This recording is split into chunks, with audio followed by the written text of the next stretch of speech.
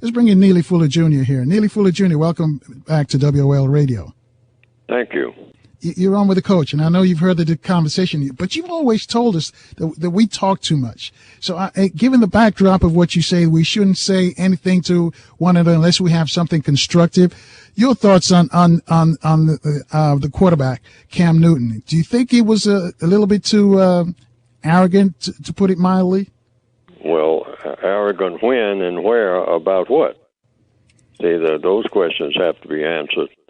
What did he say that was considered to be arrogant? And what did he do, and by whom? So, was it his entire persona, or was it a specific incident, or what? Was it something he said yesterday that I may not have heard about it, or something? I think it was his persona. Is there anything specific? Right. I think it was his persona leading up to the big game. Oh, and that is all of the remarks that he was making? Right. All of the remarks, and they were saying, the Superman remarks and all of this. I guess my question is, because you're saying that we should not have conversation unless we've got something constructive to say. And well, you always think about what's the result of what you're going to do. I mean, I always say the four wants. Everybody wants something. So, therefore, it comes down to what do you want? What does anybody want? So, because everybody wants something. So the first question is, what do you want to do most? Everybody wants to do one outstanding thing more than they want to do anything else at any given time. So, what do you want to do most? Then why do you want to do it? And then, number 3, how do you plan to do it? Because you should have a plan to do whatever it is you want to do most. And number 4, what do you expect the constructive result to be? So that's if you're doing business, or if you're sailing a boat, or if you're threading a needle, or if you're playing football. What do you expect out of this? And so therefore, whatever you expect out of it, you want it to be constructive, I guess, not non-constructive. And you should have a plan for doing the most constructive thing. And so, therefore, that's just about it. And the major thing, what do you expect the constructive result to be of everything that you do? What do you think is going to be the result? Whether it's, throwing a ball, or whether it's saying something in a microphone. What do you expect the constructive result to be out of what you say and what you do? That applies to everybody on the planet, every minute of every day. Every minute of every day. Because people are doing something every minute if they're breathing. And so whatever you voluntarily do, you must expect some result. So it comes down to that answer to that question. So whether it's Mr. Newton, or whether it's a coach, or whether it's a football team, or whether it's a person, like I said, who's just taking down an ironing board, getting ready to iron some clothes, what do you expect the constructive result to be? And so you make your plans around that result.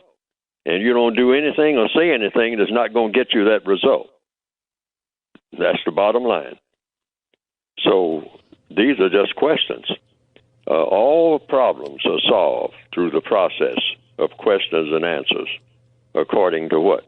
According to the logic of the universe. And so the best person, I would guess, to answer the questions about Mr. Newton's behavior would be Mr. Newton. Those 4 questions. What did he want to do when he started out to play football? What do you want to do? Why do you want to do it? How do you plan to do it? Because whatever you intend to do, it's best that you have some kind of plan, because it might be that somebody else has a plan that's better than yours. And if that plan is opposed to your plan, then you might just have a serious problem, because now your plan has got to go up against somebody else's plan. So it becomes a contest between plans. And then last but not least, what do you expect the constructive result to be? Underline the word constructive. Did you want a constructive outcome? Or were you looking for a non-constructive outcome? I mean, maybe you didn't expect a constructive outcome. So, but you should have thought about that before you made any move or said anything. Everything is a matter of doing and saying. And everything that you do should be coordinated with everything that you say. Otherwise, you got a miscoordination there. You got a miscommunication with yourself. Right. So that's what that comes down to. Now, if you're doing something that's supposed to be involving the general public, then those 4 questions apply right there, too. Those 4 questions apply to any situation with anybody anywhere on the planet, any minute of the day. And it applies to everybody. No people are exempt. No person is exempt. Hang on there, Neely Fuller Jr., because we've got to coming up on a break. And also we got to let the coach go. But before we let the coach go, Coach, I know you're going to be taking up this subject as well as basketball. Coming up as well this weekend on Sunday, because it's the All-Star break, and now as you mentioned, the Knicks are looking for a coach. Did they name an interim coach? They've not yet. I've heard a couple of names floating as replacements. Luke Walton, and a guy who I liked, who was the coach of the Bulls the last couple of years, Thibodeau. So they could be all right with either one of those guys, but it was a tremendous mistake hiring Derek Fisher with no head coaching experience. Do you think Phil Jackson will take over in the interim? Could be, but I wouldn't want to see it. All right, before we let you go, how can folks hear you again? Because I know there's a lot of folks want to know. They probably don't even know that you're on the air here at WOL. Yes. Every Sunday at 11 a.m. to 1 p.m., and you can get us on WOLDCnews.com, 11 a.m. to 1 p.m. on Sundays. All right, thanks, Coach. Thank you. As mentioned, folks, stay with us, Neely Fuller Jr. We're going to talk to you a lot. And, folks, you too can join our conversation with Neely Fuller. You got any questions to ask him? 800-450-7876. And let me just warn you, Neely Fuller Jr. uses logic, folks. Your calls are next, though, on 1450 WOL, where information is power.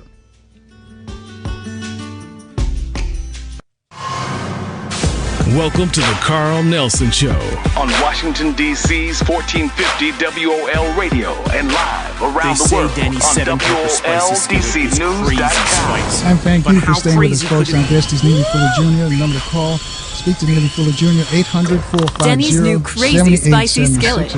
Denny's, welcome to America's Diner. Dr. Wilson mentions all the time he was one of the welcome to the Carl Nelson Show on Washington, D.C. Her book, The ISIS Papers. Again, the number to call, speak to Neely Fuller Jr., 800-450-7876. He's got a book of his own. I'll just call it The Code because that's the short name, but before the show's out, he'll give you the full title of the book. Before we take some calls here, for earlier discussions, Dr. Neely Fuller Jr., you said that black folks, we talk too much. We have too many conversations about nothing. Can you explain that for us?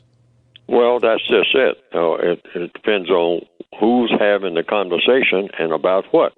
And the conversation will test itself. Every conversation will. About what? What is the test? What the result of the conversation is going to be. That should always be the criteria. First of all, what was the intent? And then what was it as first? And then last, what was the result? And everything in between doesn't matter if the result doesn't add up to the intent. And so it depends on who's having the conversation and about what. And what does the person intend to accomplish? Conversation is about accomplishing something. What is it you're trying to accomplish by having a particular conversation? And it's going to fall in one of two categories. There's no such thing as in between. It's going to either be constructive or non-constructive. That's all conversation, just like there's all of anything. That's what anything is about. Every move that a person makes on the planet from 1 minute to the next is going to have a constructive effect or a non-constructive effect, whether it's a conversation or sitting down eating a plate of food. When you sit down to eat, you pick up your fork, you use the fork to pick up some food, you put the food in your mouth. Now that food you put in your mouth, depending on the quality of the food and the type of body that you have and body functions that you have, that food is going to have a constructive effect or a non-constructive effect. There's no such thing as in between. And this is basically all that anybody has to remember every minute of every day, because every move that you make is going to have a constructive effect or a non-constructive effect. Just getting up and walking across the room is going to have a constructive effect or a non-constructive effect.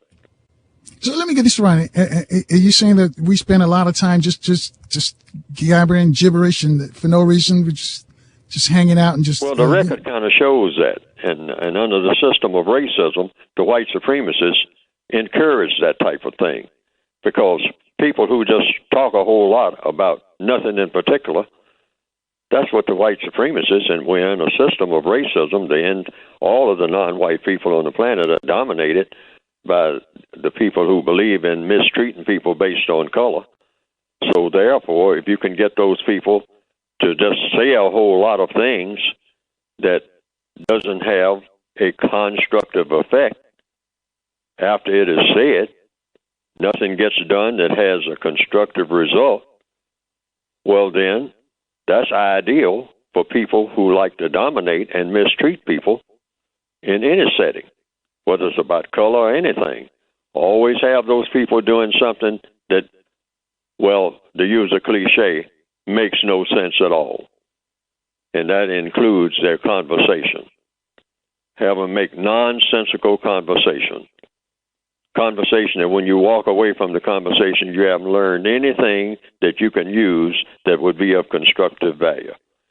And the record kind of shows that the victims of racism, meaning black people primarily, are kind of famous for that. Have we been programmed? Let me interrupt you and ask you this. We say millions of things. We are very talkative people, as a rule. We're not what you call a silent people. People that walk around silent all day have very little to say. And when we do have something to say, I mean, it's right to the point and super constructive, right over the top constructive, something that anybody can take and use and come out way ahead. That's really the kind of people we should be. Well, let me interrupt you for a second, Neely Fuller Jr. Have we been programmed to do that? To just to talk nonsense and just idle chatter? Of course. So it's not our fault. No, it's not our fault. I mean, we don't know anything else, because when we tried to make sense, even babies try to make sense. They come into the world trying to make sense of things in their own babyish way. But the white supremacists grab us right from the womb, and they immediately start saying, now what I'm going to do, I'm going to deteriorate your brain, little black boy, little black girl, so that nothing that you say is going to make sense until I come around and make you make sense. Because when you're left on your own, everything that you do, everything that you think, everything that you say is something that's going nowhere. It's going to fall apart. And I'm going to stand here and chaperone you until you get in that mode of behavior where I can always control you, because you are not going to be able to function without me. That's what you call white supremacy. Gotcha. Hang on a second. We've got some folks who want to speak to you. 800-450-7876. Speak to Neely Fuller Jr. Let's go to Ernest in Baltimore. Hello. Yes, Ernest. You're on with Neely good Fuller evening. Jr. Thank you for taking my call. Wait a minute. Thank you for taking my call. Doctor, yes, and good evening, Dr. Fuller. Good evening, Hello? sir. Yeah, now, what they were talking about is Cam Newton, who's, I think, 27-year-old young man who lost a football game. And he wasn't grinning and skinning like most black people do. He never did do a lot of grinning and skinning. But what they failed, what the James McAdams failed to say, that when Coach Popovich loses a game, coaching the Texas Rangers, I don't see him being so answer questions the way anybody else does. I mean, he's real short, real quick, and then he gets up and leaves. He coaches basketball.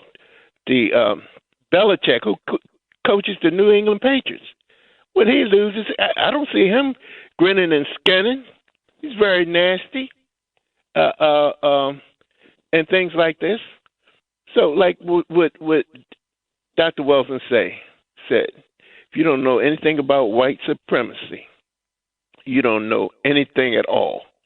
When Malachi Washington was playing in Wimbledon, he was in the semifinals, I think it was. I think he was in the semifinals. The referee cheated so much until the boy that he was playing, he was a Serb, say, that ball was in. Kept saying, when the referee called it out, he said, that ball was in. So the referee said, well, you're on your own. And the white boy lost. Now, Malachi Washington, who was a hell of a tennis player, he didn't win the Wimbledon. But that referee tried to cheat and let that Serb win against Malachi Washington. Now, that play, what was important about that first play of the game was it was a catch. Everybody said it was a catch. Even the professional referee on the sideline in the booth said there's no way they can overturn that call. Well, a referee doesn't have to. It doesn't have to make every call. All they have to do is make the important calls that would change the reflection of the game, would change the direction of the game. Now, they might have still lost, but as you know, Denver's offense didn't do anything. It was the defense that did everything. So the Denver offense didn't even score a touchdown. So they would have still have been in the game. So when Coach Butch McAdams, who has a show over here, a 1010 in Baltimore, he supported Bob Ehrlich, and always has something negative to say about African people. And I guarantee you, Dr. Wellesley, Francis Quest Wellesley, Lord rest his soul, or Neely Fuller Jr., never appeared on 1010, between 6 and 10, on his radio show. And they needed them bad in Baltimore. So here's a guy that has never done anything. He's never played professional basketball. He never played college basketball. He coached some team, a race school, a private school, and he's an expert on everything. Never went to law school. He's an expert on the law. And I mean, this guy is still. Hello? All right. I don't hear a question in there for Neely Fuller Jr., though. What I'm saying is this. You know, to attack a young man, a 27-year-old man, here's this big grown man attacking her. I never heard him attack McEnroe. McEnroe cussed the referees out. And what was his name? When he played, Jimmy Connors played Arthur Ashe in the Wimbledon final, they almost started fighting out there. Arthur Ashe said he was so nasty and so rude that he wanted to fight him. But Arthur Ashe, thank God, won. Jimmy Connors didn't shake hands and hug him and all that kind of stuff. So what is the coach talking about? It is some people that have a whole lot of animus against black people in our race. And anything that you say, like he said that he shouldn't have hired Fisher. Why shouldn't he have hired Fisher? Cleveland, they hired a guy from Israel. Right. I tell you what, hang on a second, Ernest, because I want to give Neely Fuller a chance to respond to us. You could pound a lot on his plate. But anyway, I thank you for your call. I'll let Neely Fuller respond on the other side. We've got to take our last look of traffic and weather because we've got to find out when the snow's coming tonight here in the district. 800-450-7876 gets you on to speak to Neely Fuller Jr. Your calls are next on 1450 WOL, where information is power.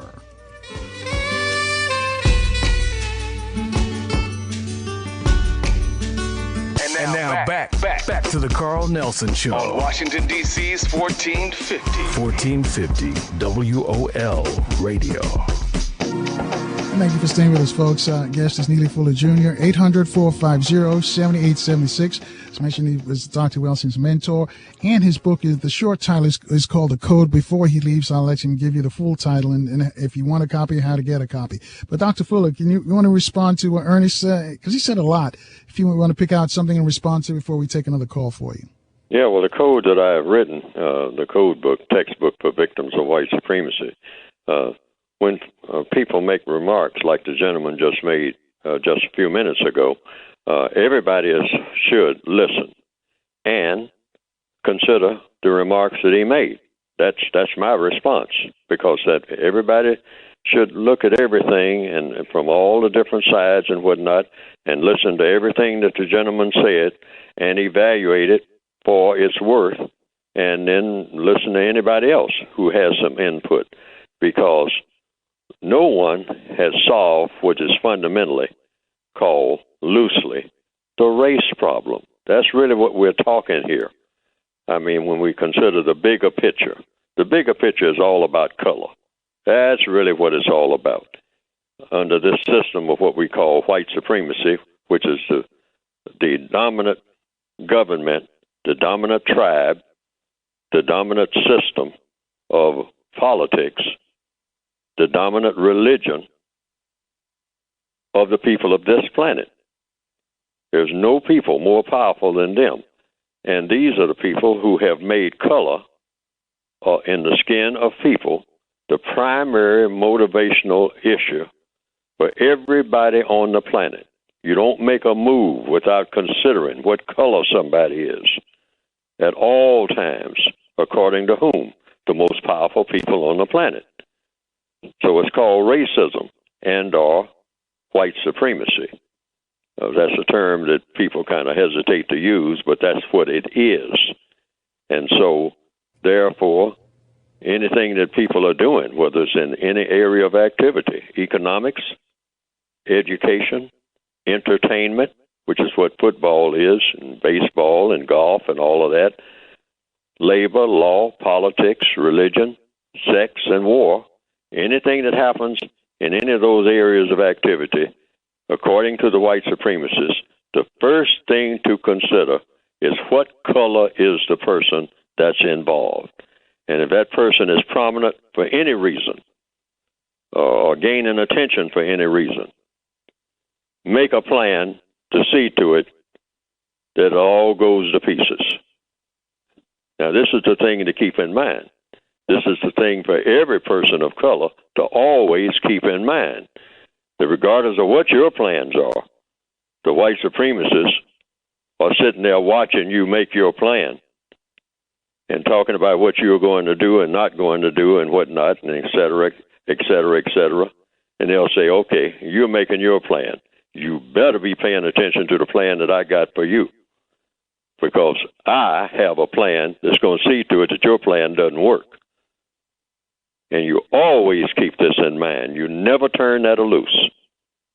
They plan to see to it that if it's anything to your plan, if you're a person of color, if there's anything to it that's going to have a constructive effect, you better believe they have burned midnight oil long before you wake up and come up with a complete blueprint for how they are going to undermine your constructive plan, regardless of what it is.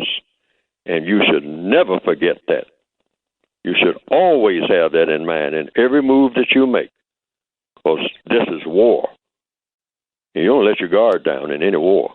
And you always, if you realize that you're in a war, you better get some what you call in wartime parlance, in wartime language, intelligence, meaning know what your opponent is up to.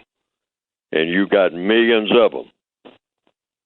And they are not dumb. That's another thing. Don't assume that they're not skilled at what they do, because they have proven, the white supremacists of this world have proven, and people don't like for me to say this, but it's true, it's either true or false, have proven that when it comes to handling the dark-skinned people of this planet, they have proven themselves.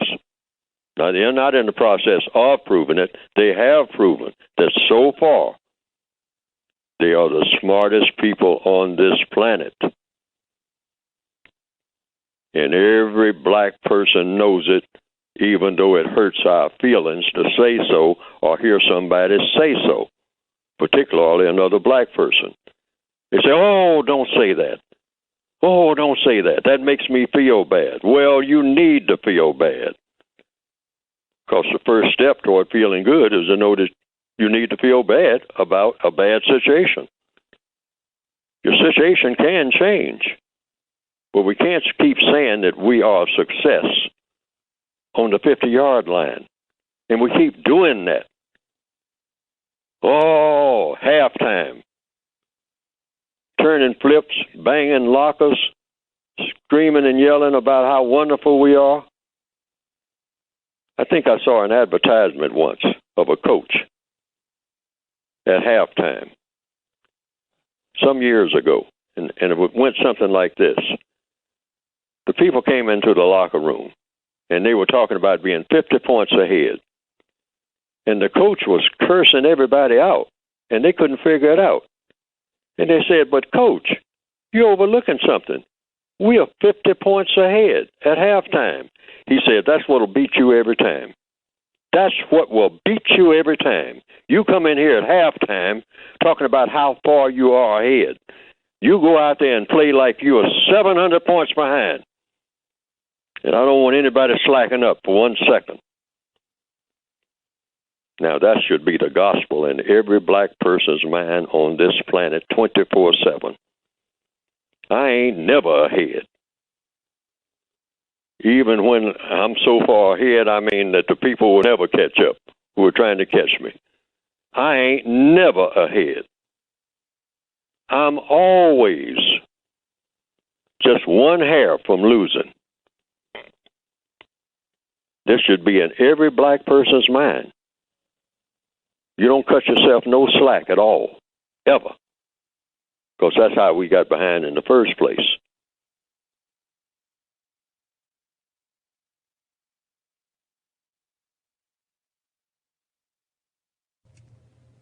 Hello? Yes, you're on the air, Michael. I think Michael's Hello? left it. Michael, Hello? you there? Yeah, it must have been delayed. Hello? Yes, you're on the air with Neely Fuller Jr.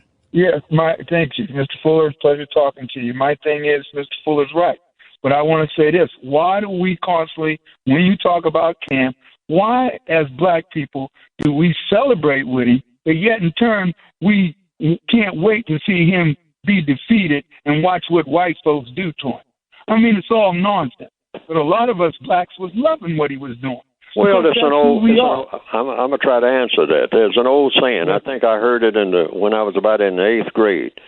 I think it's a quote by Julius Caesar, who said, "The people who cheer you today in that giant parade will cheer just as loud when you're being led to have your head cut off." Absolutely. And Mr. Fuller, you're right. We put more emphasis on nonsense. We try to live by the racist system's standards and their code of conduct. That's what you hear blacks calling in all day today about how this young man didn't cooperate or act the way white folks want him to, and some Pharaoh Negroes that go along with whites. My thing is, you're right. We waste a lot of energy on this entertainment nonsense instead of solving the true problem on what white folks and their system has done to us. But we'll be so creative on a football field, we'll celebrate and come out by the thousands to see what black person is living up to the standards of what white folks want them to be. We just can't get out of it. I don't understand how do we one day break this and understand the fact that they will pay you to be a fool. They will send you off, your children, you'll send off to school to be educated to support this system of destruction upon black people.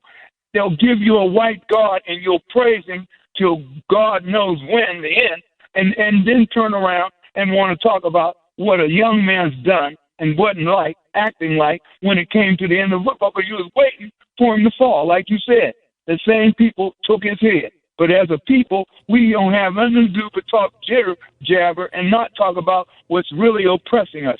It's all right to put blacks down, but we have a problem, as Ms.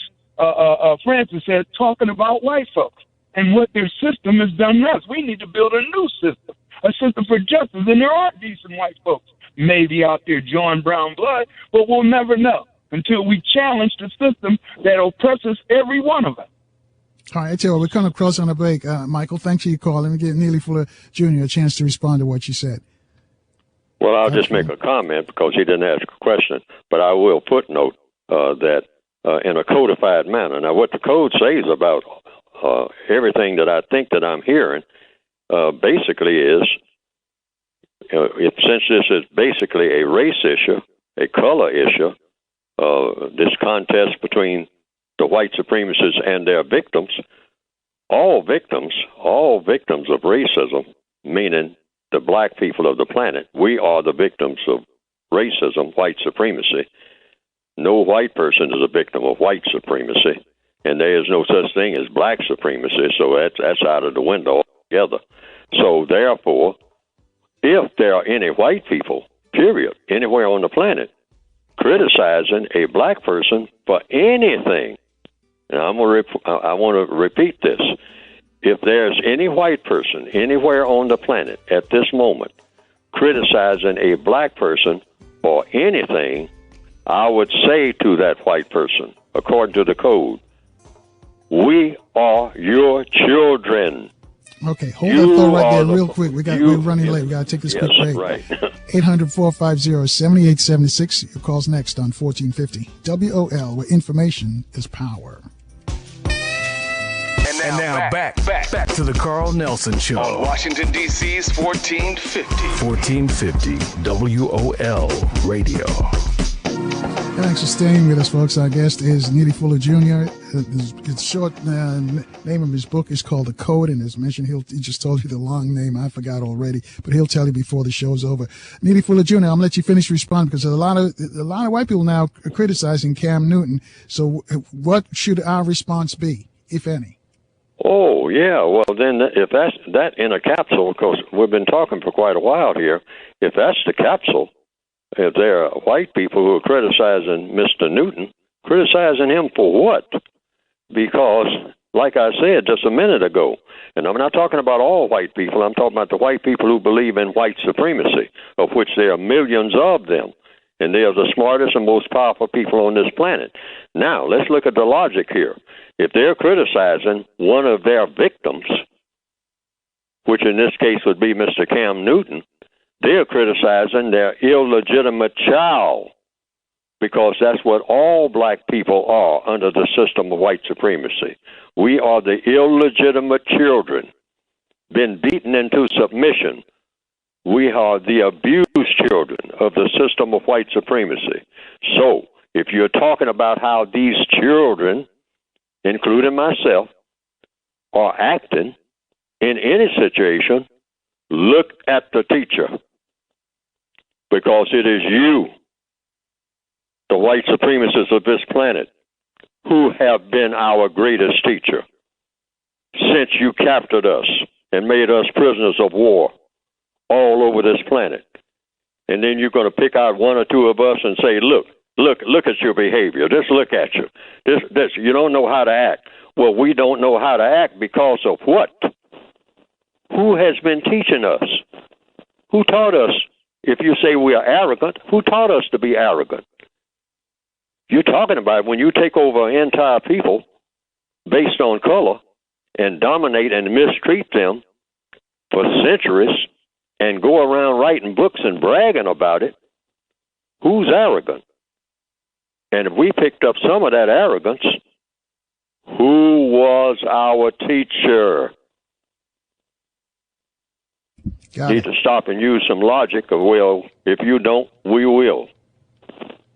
All right. 800-450-7876, line 6. Charles is in Chicago. Charles, you're on Neely Fuller Jr. Thank you very much, Carl. You're the greatest show on this earth. Thank you. Thank you very much for taking my call. Thank you, Mr. Neely Fuller. I went to see Dr. Francis Chris Wessing. I was at the memorial, and it was a fantastic job. Minister Farrakhan stopped by and gave a fantastic input. And so moving on from that, I would say that I think Mr. Fuller's hit it right on the head, and also the other callers. Now, this Negro they have is supposed to be having a talk show host. He thinks he's cornered the market on sports knowledge. Cornered the market now on sports knowledge. And he won't say nothing about this young man. I think he's 26.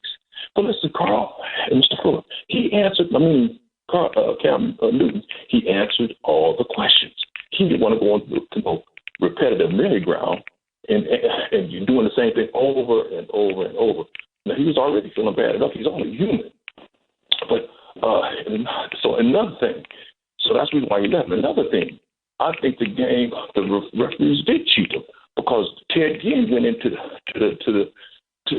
caught a ball, and the defensive player was pulling him down, and he didn't even get a call. But then the same play, when they changed, the player for Denver, he did the same thing, and the referee said, holding, flag, so on and so forth. And then when that young man Cotry caught the ball, that was a catch. So I'm on board with the other previous callers that said this was a racism thing. They wanted the great white hope,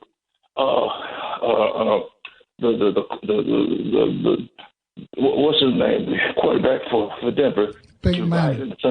Peyton Manning. They wanted him to win the game, Carl. I'm telling you, they wanted him to have the game. It was a white supremacist move, in my opinion. This is it's my opinion, but I think it was a racist white supremacist move. They wanted, just like it was. Now let me say this to you. Do you remember when Sean King played for the Tampa Bay Buccaneers and he played against the St. Louis Rams? I think he could have won that game too, and the referees cheated him out of that. That dude Warner should be walking around with no ring on his finger because Sean King, he was a black quarterback. You remember him, right, Carl? Right. Well, I'll tell you what. Let's ask Neely Fuller Jr. Neely Fuller Jr. You heard what Charles said. He says they wanted Peyton Manning. They wanted, I guess, a coronation for Peyton Manning. It was a racial move. Your response to what Charles from Chicago just said? Well, I didn't quite understand everything that he was saying. Basically, what was the question? Charles, you still? Charles, the bottom line question was what? The question, it wasn't more of a question, more of a statement. He says he agreed that it was a racial move because they wanted to somehow build up Peyton Manning, the quarterback for the Denver Broncos, and with that they had to tear down Cam Newton. Oh, well, sure. In a system of racism, a white person is always supposed to come out on top, as you say. I mean, and regardless of what happens in between and all like that in the build-up, the Rocky and Apollo Creed, the movie Rocky, the first movie, that type of thing. I mean, that scenario plays out all out through history. I mean, yeah, let the black person, build up and run around and act like they're going somewhere, and that's in economics, education, entertainment, labor, law, politics, religion, sex, war. Always give the impression that like fox hunting. Let the fox think that it's going somewhere. In fact, you have already captured the fox, if you want to use fox hunting as a metaphor. You've already captured the fox. But what you call the gentility, I mean, the aristocracy, which the white supremacists consider themselves as the aristocracy, the world aristocracy, and that's what they are. You capture the fox and then hold it and feed it and train it. Then you turn it loose and give the fox the impression that it's going somewhere. Just let it go right on through the woods. Give it a good head start. And then everybody sits on their horses and, all the lords and ladies and aristocrats and dukes and earls and whatnot. And they say, okay, well, how far has the fox gone now? Well, let's look at our telescope here and see.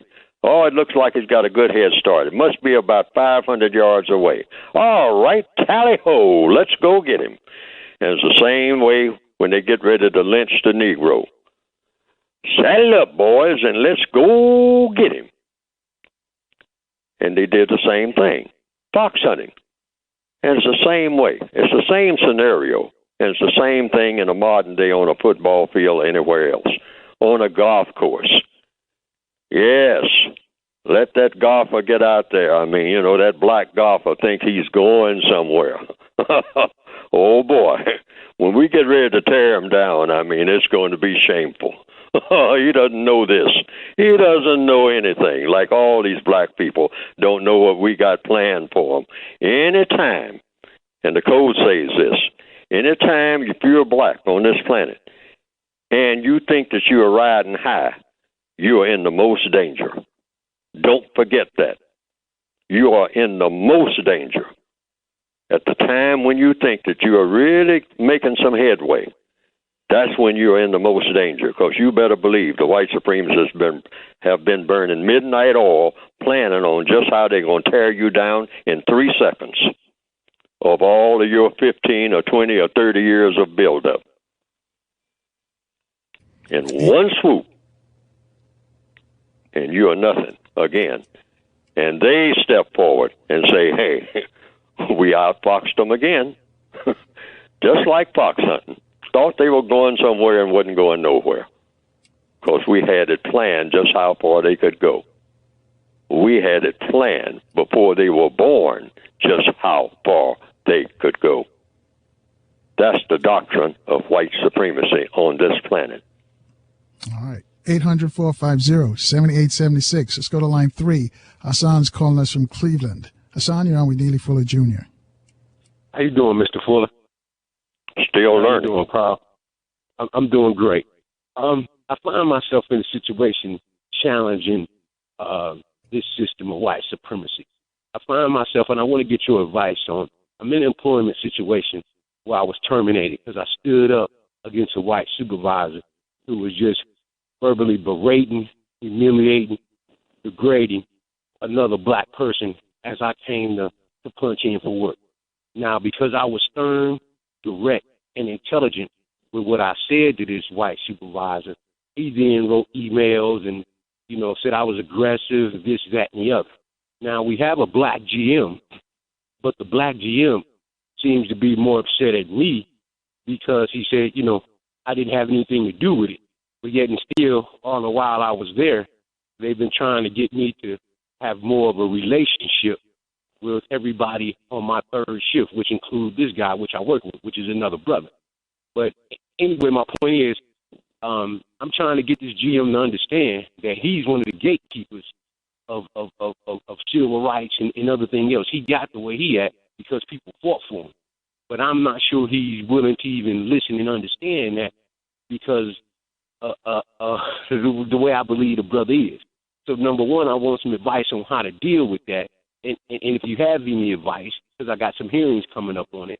Number two, if any black-owned business out there looking for any sort of worker, hey, I can leave my number. I'm available for work at this point in time. And if also if any other black folk are going through the same thing on their job, because, see, we have black folks in positions in quote-unquote power, but it's symbolism. Because when it comes time to step up and make sure due process is given and proper discipline and so forth is distributed equally and not harsher for one folk or the other folk, these black general managers and bosses and so they don't step up. They let folks run over us. So I wanted to get some advice from Mr. Fuller. And again, if Carl, if I'm able to, I can give my number 216-420-3020, 216-420-3020, 30320. If any black owned business have any job openings, please give me a call. I'm willing to work. All right, Hassan. And Neely Fuller Jr., did you get his question? Well, it comes down to that thing called respect. Now, 3 things you never ask for if you're black on this planet under the system of white supremacy. You never ask for respect, you never ask for love, and you never ask for an apology. Never, under any circumstance, regardless of who it is. And on these jobs, you got to look at yourself as a prisoner of war who's been assigned to a job. And you are in a prison camp on every job. You're in a prison camp. You're a prisoner. And every white person is a warden in the system of white supremacy. You have to look at it like that because that's the way the whole world is run. And I have to say this because there's no place to go where this is not the case, even when it looks like it's not the case. That's what white supremacy means. There's nowhere to go. So you got to take this onto your next job, or if you get that other job back. You cannot tell the warden, and every white person is a suspected warden. I'm not saying all white people are white supremacists, but too many of them are. And I'm saying that's why I use sometimes movies as a guide, where you can learn real quick. And because they send out messages in their movies. Shawshank Redemption is one, where here was a white man who was a prisoner in a prison system, but he realized he was a prisoner in a prison system. But he made a mistake, just like many of us do, of thinking that you can talk back to the warden.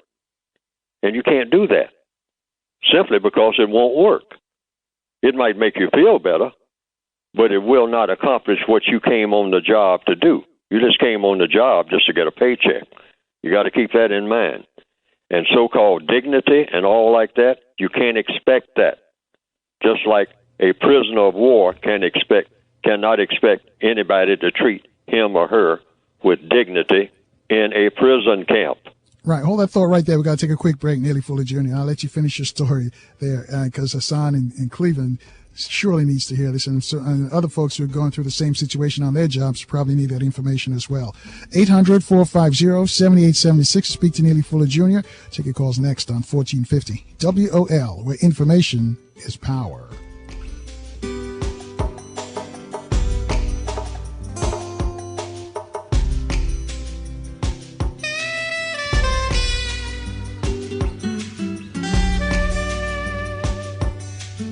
And now back to the Carl Nelson Show. On Washington, D.C.'s 1450. 1450 WOL Radio. Thank you for staying with us, folks. Neely Fuller Jr. As Dr. Wilson described, one of her mentors who inspired her to do the book, The ISIS Papers. I just want to remind you, on Thursday, the 40-day Ascension rites will be held for Dr. Wilson at Union Temple Baptist Church in Southwest D.C. at 1225 W Street in Southwest D.C. It starts at 7 o'clock. We're going to talk about that with Sister Alma. Also coming up later this week, Dr. Tate's going to join us, and some of our power talkers are going to be here. Ashra Kwesi and Mary Ra Kwesi. Mary Ra Kwesi going to discuss what's going on in Flint. And also Dr. Renoka Rashidi is going to stop by. So tell your friends to lock it in on 1450 WOL. If you missed any of the shows, just go to the WOL website, and you can download the podcast from that site as well. Neely Fuller Jr., I'm going to let you finish up what you're saying before we left for the break, before I take another call for you. Yes. See, this thing about respect and dignity and all like that, the white supremacists are well aware of that. So they are running a game. I mean, and it's working all over the place. They'll wait for a black person to get a pretty good position on a job and whatnot, making a decent salary, or at least a salary, something they can get by on and all like that. And the white supremacist says, now it's one thing we know about these people, because they fight among themselves about it, and that's that thing called respect. So if you want to fire a black person, show them the utmost disrespect, and they'll quit. They came here to work, but they'll forget all about why they came here. They came here to work to get a paycheck. That's why they came here.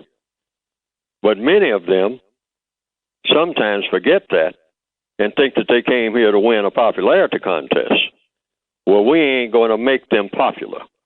We are going to do everything we can to push the buttons of a black person to show them the utmost, according to them, disrespect.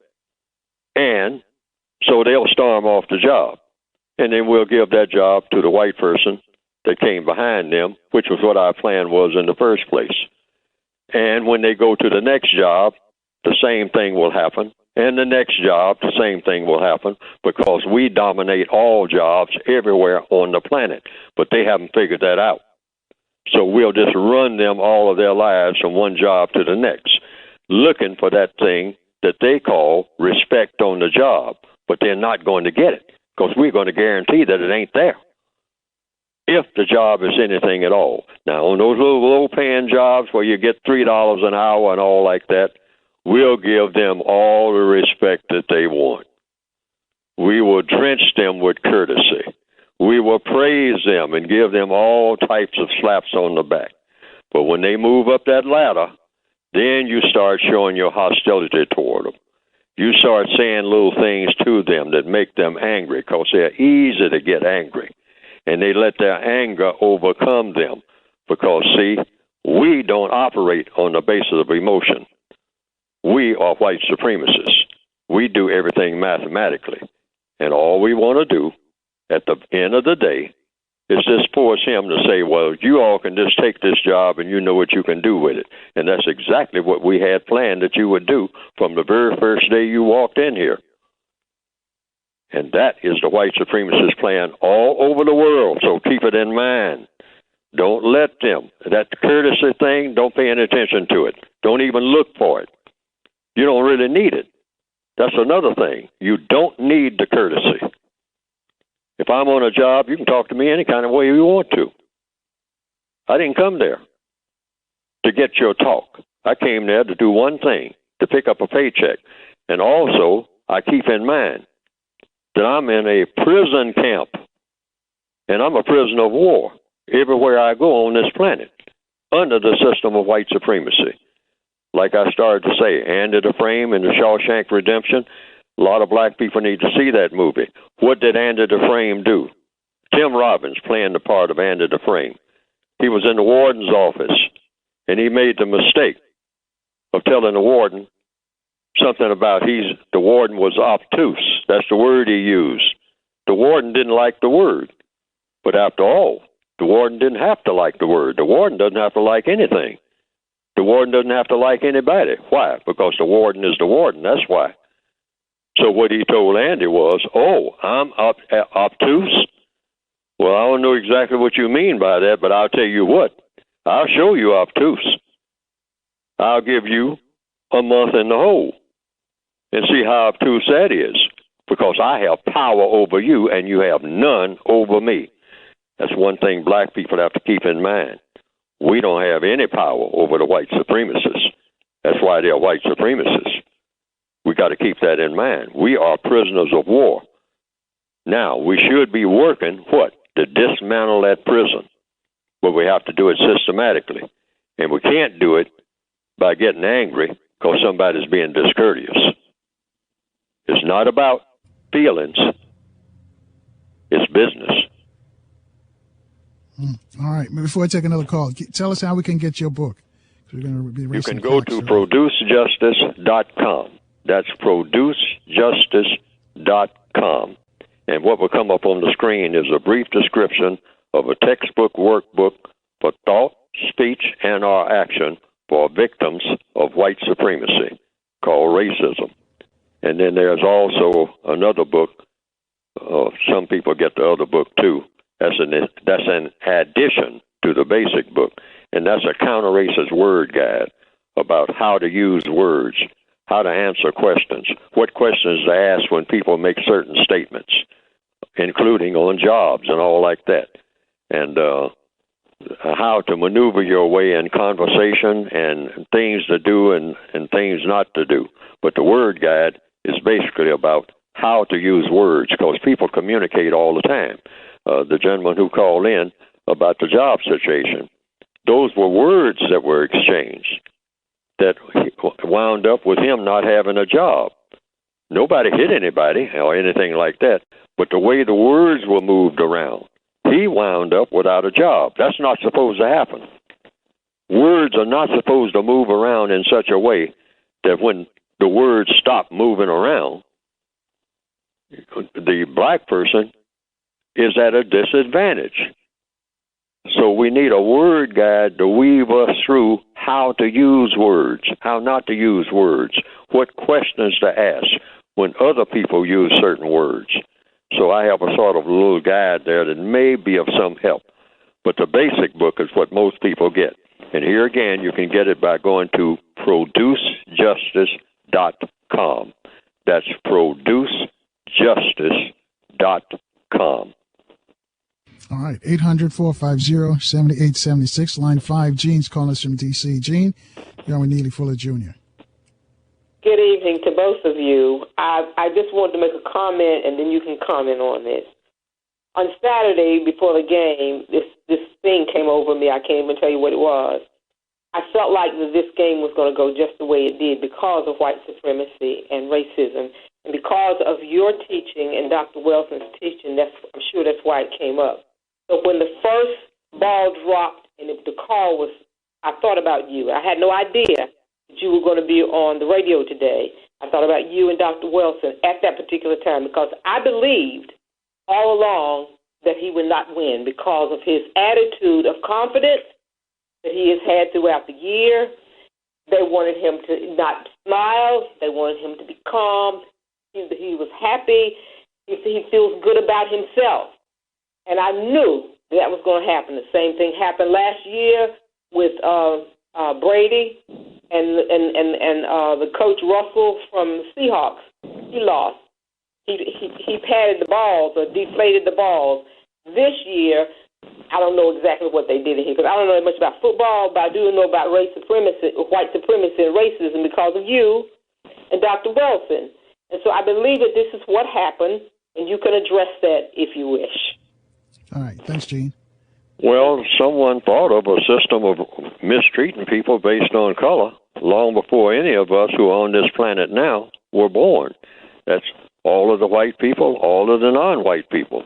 Nobody who is here now was here when this got started. But somebody thought of an idea called racism, meaning you dominate and mistreat a person based on the person's color, nothing else. You don't even consider anything else. How intelligent they are, or how not intelligent they are, or how tall they are, or how whatever. No, just look at the person and say, there is a person that I can dominate and mistreat because that person is the wrong color. And that political and religious idea took off and became the strongest political and religious idea ever thought up in the minds of people. And it has plagued this planet right up to this very moment. And I'm going to add this. You can't solve any problem among people that is a major problem nowhere on this planet in any area of activity until you replace this system of white supremacy with a system of justice, which means guaranteeing that no person is mistreated and guaranteeing that the person that needs help the most gets the most constructive help. That's the way it should have been in the first place.